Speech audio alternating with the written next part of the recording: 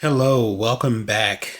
We are going to go over Proverbs chapter 1, verses 10 through 19 in this section, and we're going to explain it afterwards. It's read from the King James Version.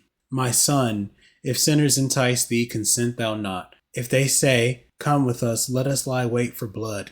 Let us lurk privily for the innocent without cause. Let us swallow them up alive as the grave, and whole as those that go down into the pit. We shall find all precious substance. We shall fill our houses with spoil. Cast in thy lot among us. Let us all have one purse. My son, walk not thou in the way of them. Refrain thy foot from their path, for their feet run to evil, and make haste to shed blood. Surely in vain the net is spread in the sight of any bird, and they lie in wait for their own blood. They lurk privily for their own lives. So are the ways of everyone that is greedy of gain, which taketh away the life of the owners thereof. These 10 verses are broken up into 5 verses apiece, beginning at each my son. So the first 10 through 14 are the expectations of the wicked. And hold on to this because we'll come back here in a later video.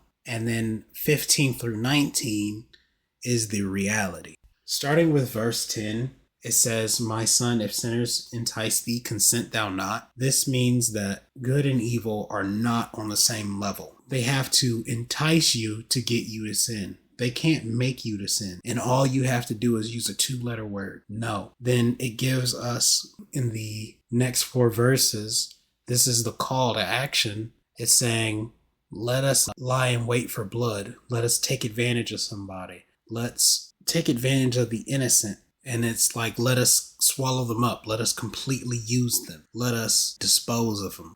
And they're doing this all for the benefit of trying to build up themselves. They're trying to elevate their own position.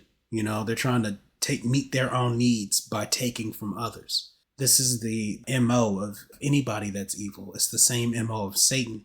And it says, cast in thy lot among us. Let us all have one purse. They're faking it. This is a lie. They're saying cast in thy lot among us, but there's no real community here. They're just using this like, hey, there's more of us than there are of them. But that's not the case. This strategy, 10 through 14, only works if there's no one there that does justice. The issue is God.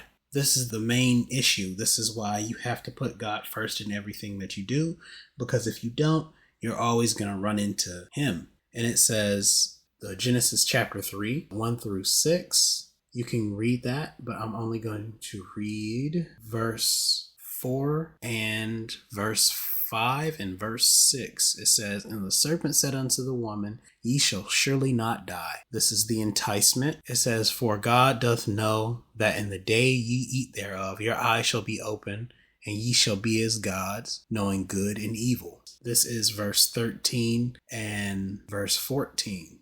Satan is giving them a opportunity to become more, right? You can't overturn God. It might seem to be, but no.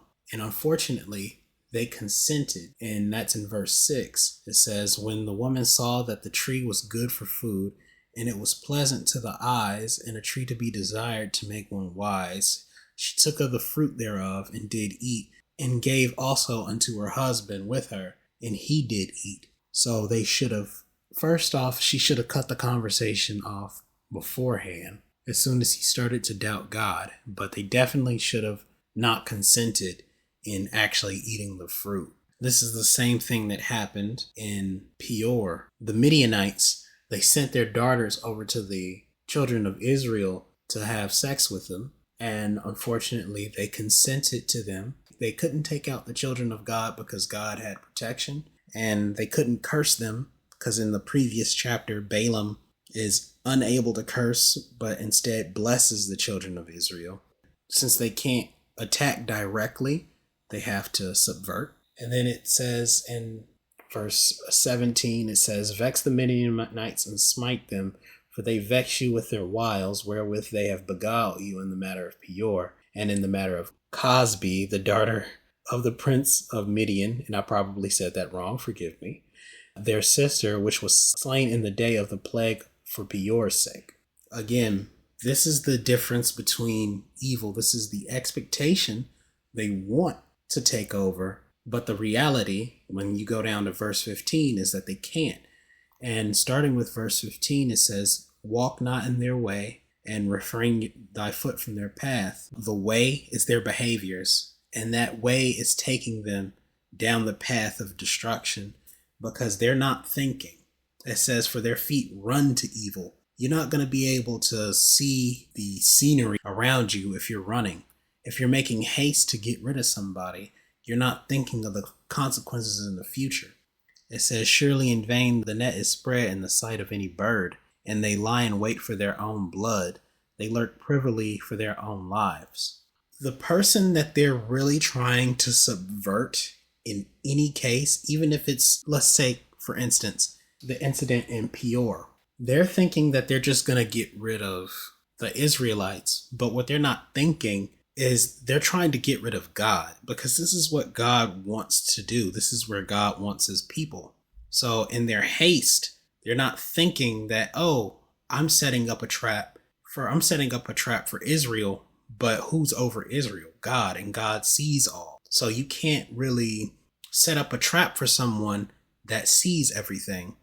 And when you look at verse 18, it says they lie in wait for their own blood. They lurk privily for their own lives. Verse 18 lines up with verse 18 of Numbers chapter 25. Because they were lying in wait for their own blood, sending their daughters in. And so now they get slain. This is a direct reference to Proverbs chapter 1, verse 18. It's very interesting. I know it's probably God did this on purpose for this to match up like this, but again, it doesn't get any better than this. And it says, so are the ways of everyone that is greedy of gain, which taketh away the life of the owners thereof. Now, this one is a little bit harder to understand because it's given us a very clear definition.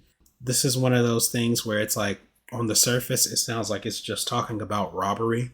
But this is why I use the example of the idolatry and the sexual immorality in Numbers, because when you gain something, it doesn't have to be by force, and it doesn't have to be monetary. It's anything that you want. In the case of the Midianites, they wanted to get rid of the Israelites. And in case of the Israelites, they wanted to sleep with the women. In case of Satan, he wanted to subvert God. And in the case of Adam and Eve, they wanted to become more than they thought that they were. Sometimes your ambition is what gets you in trouble. And it's not always about taking something by force. It's all about subverting other people and elevating yourself to a position that you were not meant to be at, or that you did not ask for permission. God would gladly give you the position if you did what you were supposed to do. And it's not like he's doing this to be a killjoy. He loves everyone, and he's going to do the best for everyone. And any type of sin gets in the way with that. And this is God's warning to us to avoid this, because the ending is always the same. It ends in your own death and demise. This was Proverbs chapter 1, verse 10 through 19. I hope you guys enjoyed and have a good day. If you have any questions, please feel free to leave a question in the Q&A section on Udemy, or leave a comment on YouTube.